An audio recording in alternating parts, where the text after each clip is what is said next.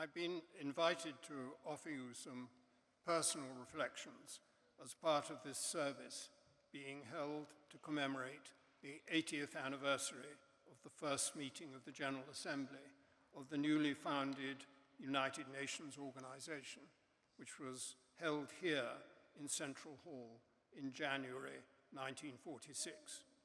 That is a great honor, and I do so with some humility, as there are probably others, perhaps even present in this room, who could offer personal reflections every bit as valid as mine. So I hope I won't disappoint you. My credentials for doing so are that I was Britain's permanent representative to the UN and our ambassador on the UN's Security Council from 1990 to 1995. When I arrived at UN headquarters in New York in September 1990, the organization was, perhaps a little bit like now, but in a less negative sense, facing some massive challenges, most seriously as a result of Iraq's invasion of Kuwait and its claim to have wiped that state from the map. And this came not that long after the Soviet Union had invaded Afghanistan and overthrown its government, and had shot down a South Korean civil airliner, killing a US congressman on board, along with many others.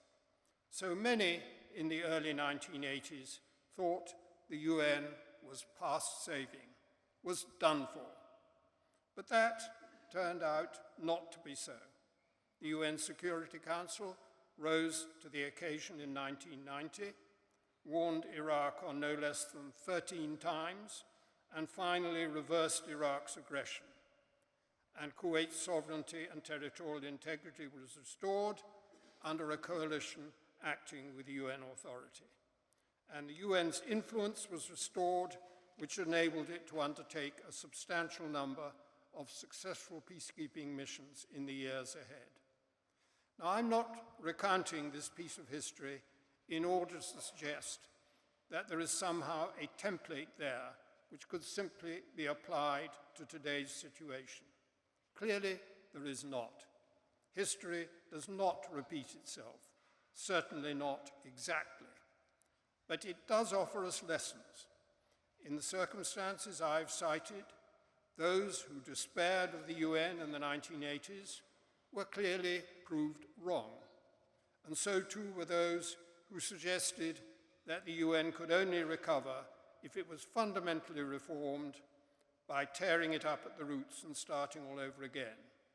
Because the UN, which emerged into the era of more constructive, more beneficial, and more effective actions in the 1990s with successful peacekeeping operations in Cambodia, Namibia, Mozambique, and El Salvador, with a start to addressing the challenges of climate change and biodiversity, did not, in fact, require that tearing up at the roots, but rather, as it did, to apply the provisions of the 1945 Charter as had never been hitherto done.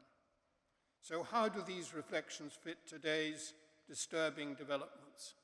The weakening of the UN's authority to meet the challenges of the period ahead.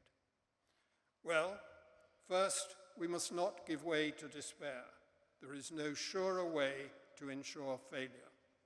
And second, we need to persevere with ingenuity and determination to pursue the objectives set out in the Charter 80 years ago.